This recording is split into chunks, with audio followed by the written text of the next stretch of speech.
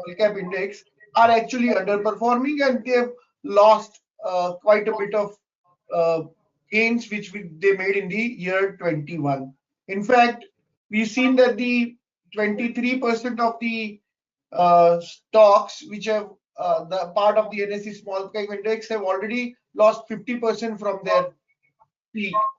About 14% of 70 stocks are trading lower than the 50% of their respective 2021 highs, while only 121 or about 24% stocks are trading higher than their 2021 highs. So breadth is poor in the market. Many stocks are still below their 200 EMA, and this suggests that the markets are highly concentrated and stock specific. So it is important to choose stocks. Unless you choose the correct stocks, it is very difficult to make money in this market.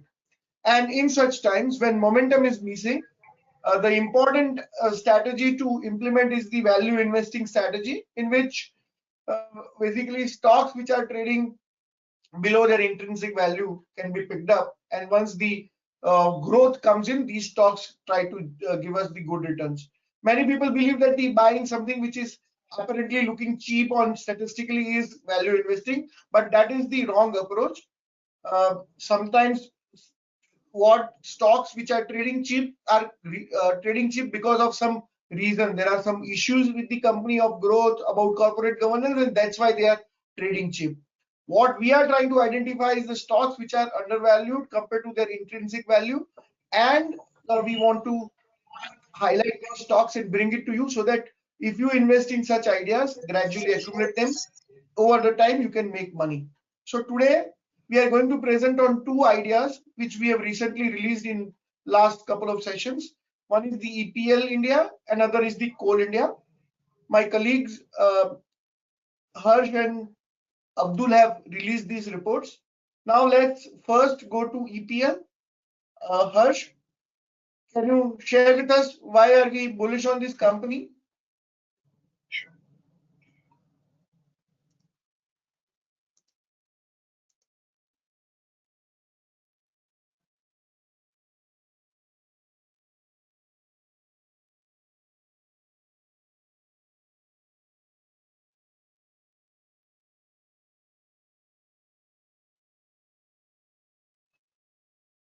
Um, am I audible?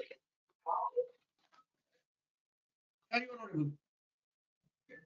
audible? So a very good evening to everyone, and thanks for joining in.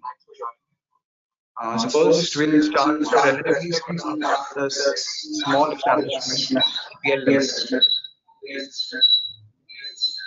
So how many of you all would have heard about EPL before? Harsh, there is echo. Can you ask Abdul? Abdul, can you keep yourself in mute, and Harsh, you can go ahead. Is this better? Much better. Go ahead. So just to begin with, how many of you all would have heard about EPL before? Right? While you may or may not be aware about what the company does, I can bet that each one of you would have used EPL's product in some form or the other. So just to give an example, the toothpaste that we use every morning, be it Colgate, be it Dabur, or be it Patanjali's Dant Kanti, the tube which contains the toothpaste would most likely be manufactured by EPL. So EPL is basically into manufacturing of these collapsible laminated and plastic tubes used for packaging of consumer products in oral care, beauty and cosmetics, health and pharmaceuticals, food and home care industries. Right. So now EPL manufactures around 8 billion tubes per annum globally. 8 billion tubes. So they command a gigantic global market share of 36% in oral care tubes and roughly around 7 to 8% market share in personal care tubes. So in India, their market share would be upwards of 70%. So basically, whichever toothpaste you take, the tube would essentially be manufactured by EPL. So apart from toothpaste, another brand which comes to my mind is Soframycin. Soframycin is pretty famous skin cream brand. So the tube for that particular product would be manufactured by EPL. So EPL is regionally very well diversified. It operates across major markets from US to Japan, and they categorize these pockets into four different categories. One is AMSEA, which is basically your Asia, Middle East, and South Africa. Then there's Europe. Then there is America, and then there is East Asia Pacific. Each of these regions roughly contribute around 20 odd percent, right? And notably, all these geographies have a significant revenue potential. And from that perspective, EPL has been very strategic in its growth plan, as no particular region contributes more than 30 odd percent, right? So EPL has a very strong client base for oral and non-oral care categories across the world. So just to give perspective, uh, this basically is the list of company which basically are the clients of EPL. So EPL's client list would include biggest oral care and non-oral care players like Colgate, the Unilevers of the world, the P&Gs, the GSKs, etc. So EPL's distinct competitive advantage lies in its ability to launch very innovative products. As we all know, sustainability, recyclability are very hot themes, and more so when it comes to packaging. So EPL here has a significant advantage with very strong R&D setup. They've got more than 75 patents. They've got, they have, 54 pending approvals and have very requisite manufacturing infrastructure, which kind of gives them a very superior competitive advantage against all, competitors they're competing with. And one of the major growth drivers, if I have to, put out, would be increasing contribution from non-oral care categories. So if you look at this particular chart right here on the left, you would see that EPL was essentially present in only one category a decade back. They used to only care to oral care market, and over a period of time, over last 10 years, they have started or they have ventured into multiple different segments.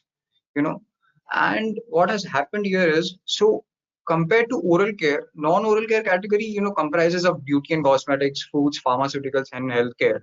And non-oral care market is much bigger than oral care per se. It's like 3x the size of oral care market in terms of volumes and has better realization. So the margins here are much better compared to oral care.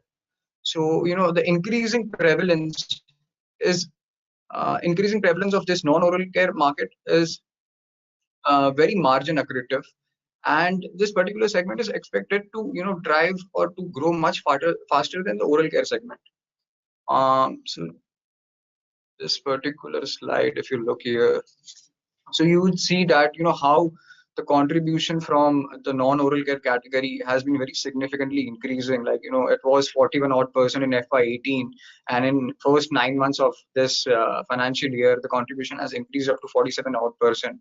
And say by FY24, this would most likely cross 50%. So non-oral care, which essentially had a zero prevalence prior to FY11, now would be significant contributor going ahead. So as I mentioned, EPL operates in multiple markets, and I would just like to share a few updates on each of these markets. Europe, as we all know, is facing a lot of challenges in aftermath of the Ukraine war. So business in Europe was sort of impacted by general softening of demand witnessed in this Christmas quarter, and postponement of order by a key customer.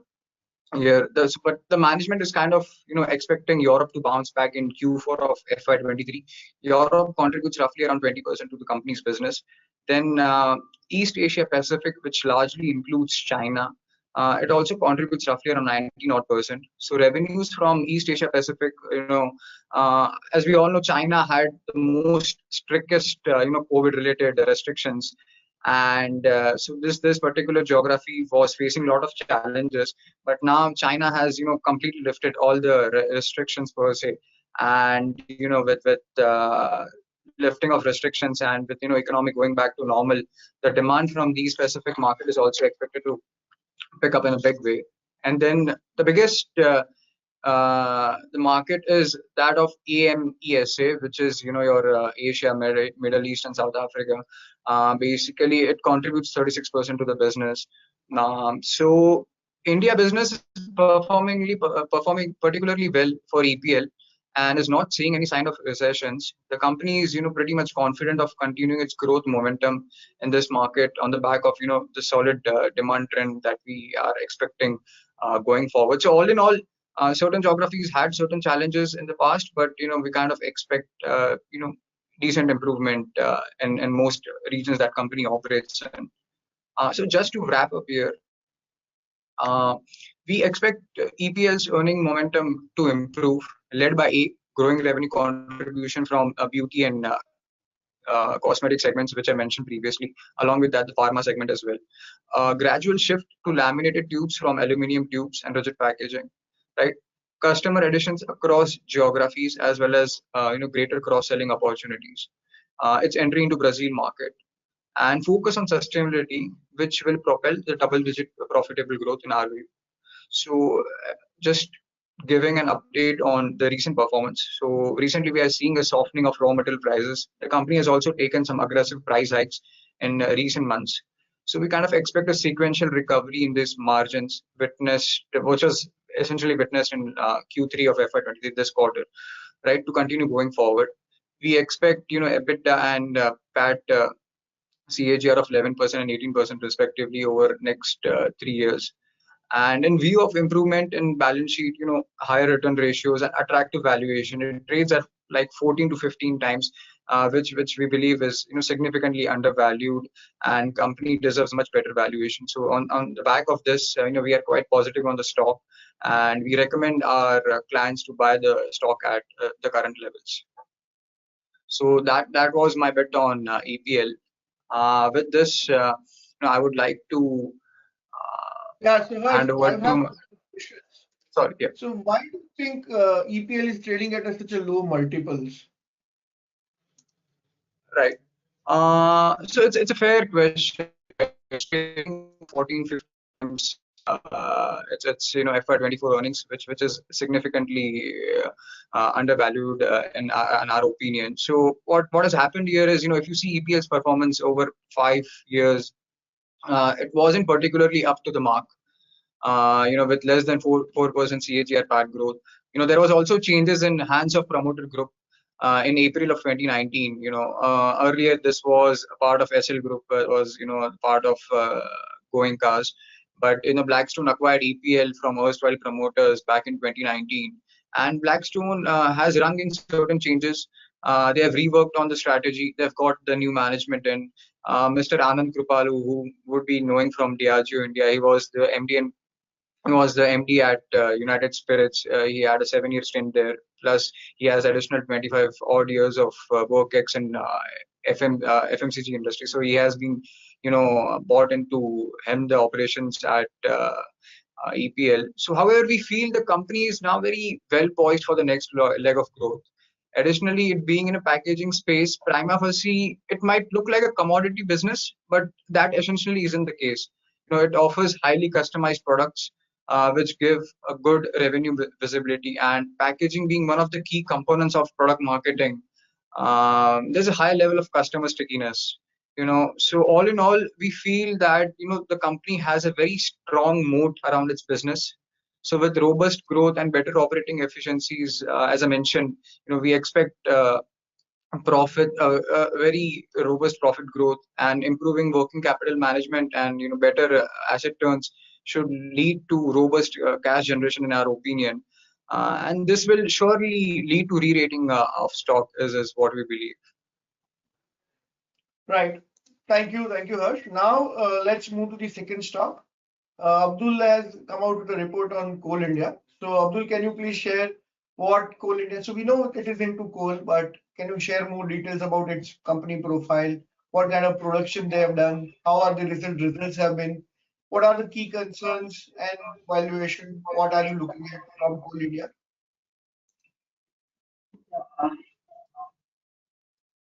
Thanks for your interesting question, and I will cover all your questions during my presentation session. Uh, the Coal India Limited is incorporated in 1973. And, company largest coal producer in India and second largest coal producer in the Wait, world. Abdul, Abdul, you need to start your presentation. We are not able to see the presentation. Can you see the presentation? No, no.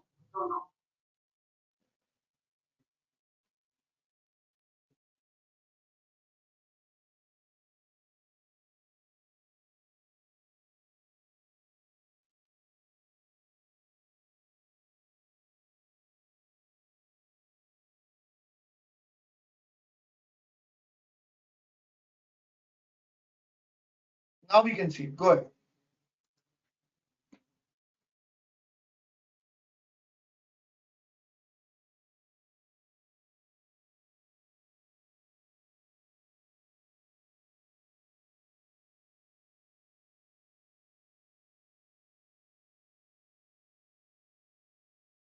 You're on mute. Abdul, unmute yourself. Abdul, we are not able to hear you.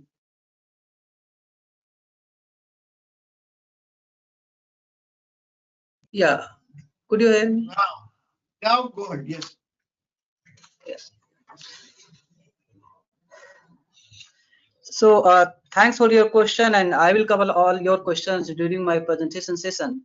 And so, the coming to the company profile, Coal India is incorporated in 1973, and the Coal India is the largest coal producer in India and the second largest coal producer in the world. And the company is operating its activities in 84 mining area across the 8 states, and company has 8 subsidiaries and 1 overseas subsidiaries. And coal and the government is government is plan to increase its coal production to substitute imports, and it could help to register sustainable volume growth over the next couple of the years. And company has crossed the 622.6 million ton coal production in FY22, and the company produced 551 million ton in April 2022 to January 2023, and dispatched over 572.9 million ton over the same period. And as we know, the Coal India is a PSU company, so government is holding 66.1% stake, and institutions holding is 29.1%, and non-institutions holding is 4.8% as on December 31st, 2022. And Coal India has incurred 15,400 capex in FY22 and almost 10,200 crore in 9 months FY23. And coming to the third quarter FY23 numbers, the company has reported above the expectation numbers in Q3 FY23, and it was supported by healthy offtake and better realization in the quarter. And total operating income increased by 23.7%, EBITDA grew by 52.2%, and PAT increased by 71.1% Y on Y basis.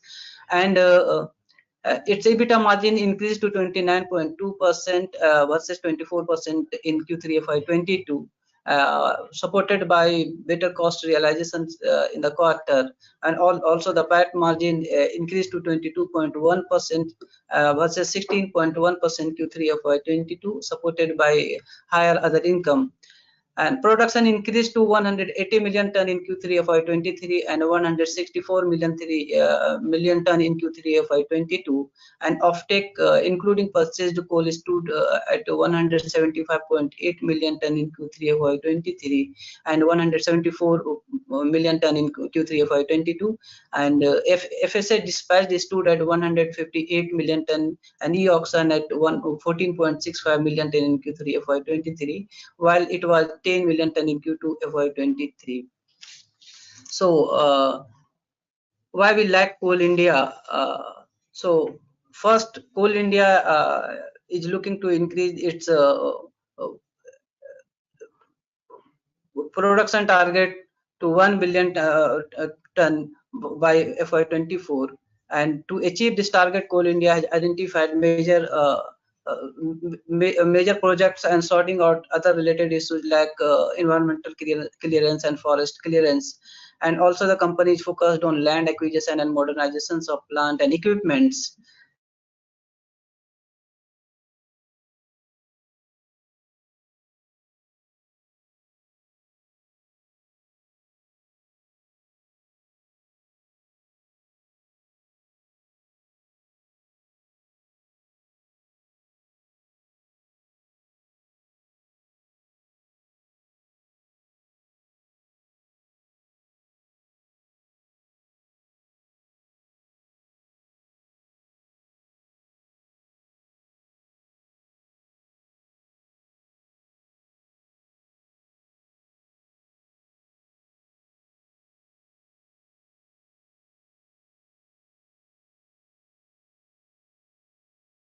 to medium term.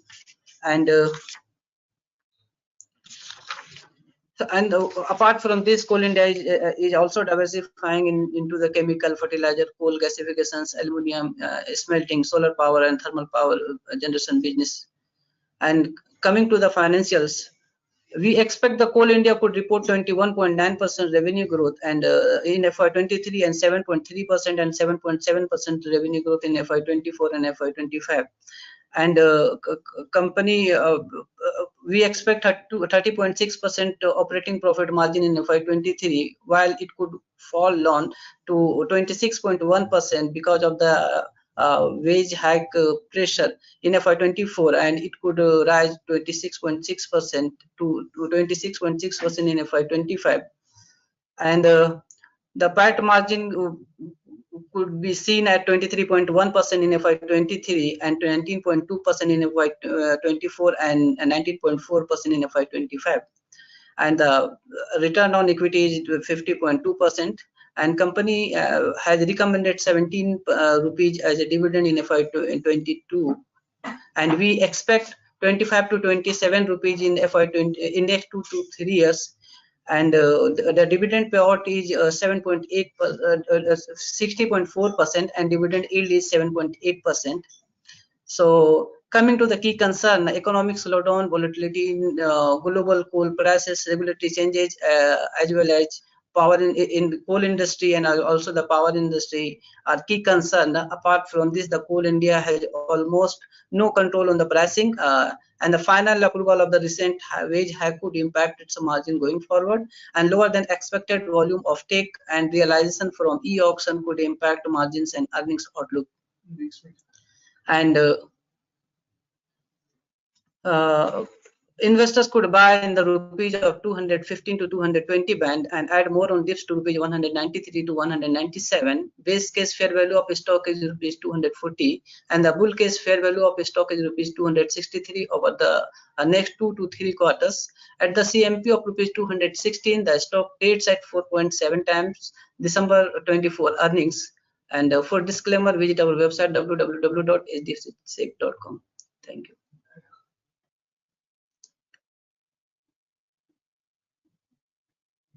Thanks, Abdul. So can you move the presentation to the last slide, please?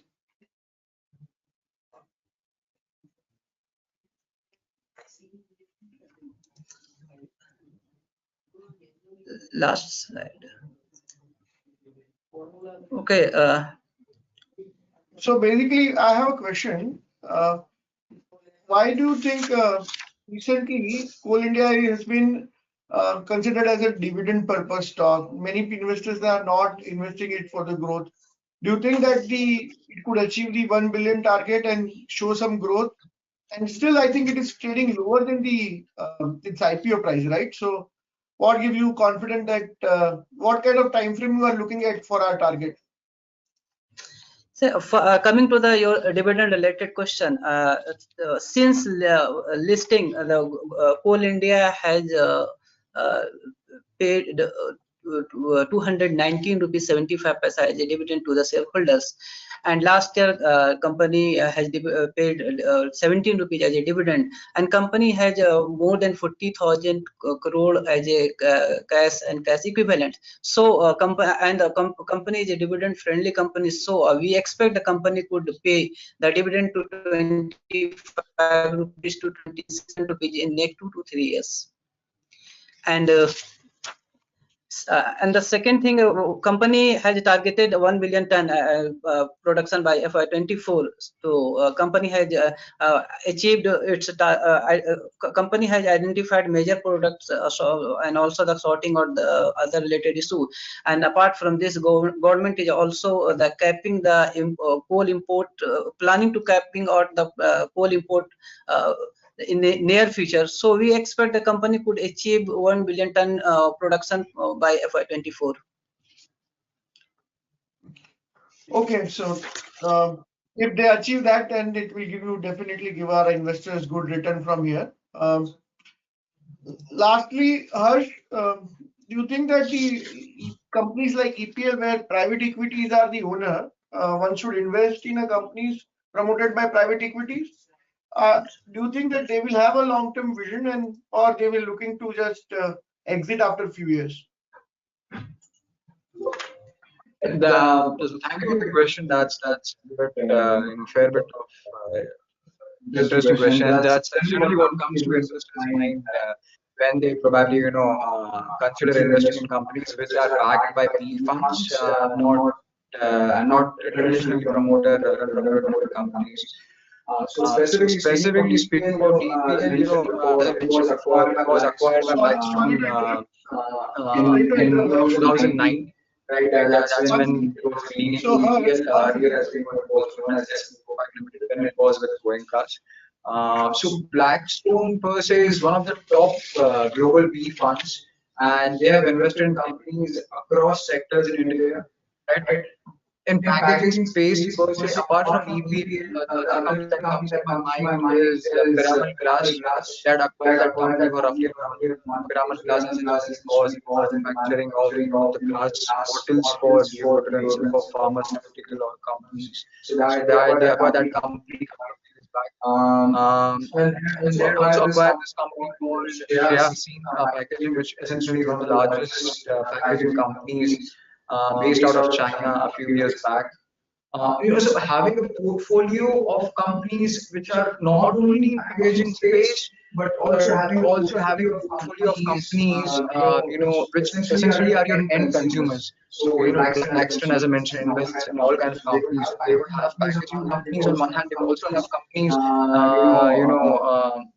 which are catering to consumer verticals like the beauty and cosmetics, the oral care, and these specific verticals. So having a portfolio of end user industry companies, Blackstone is pretty much in a better position to understand the changing dynamics in packaging space. Additionally, they bring in a lot of expertise with professional managers, running, which can really help companies, like EPL to unlock their true potential. I remember sharing a slide, where I mentioned how earlier EPL was only into oral care segment, and now if you see they are fast moving in non-oral care categories, and over the past 4 or 5 years they have significantly upped their game. So I think we should definitely look forward to investing in these kind of companies, specifically if the promoters have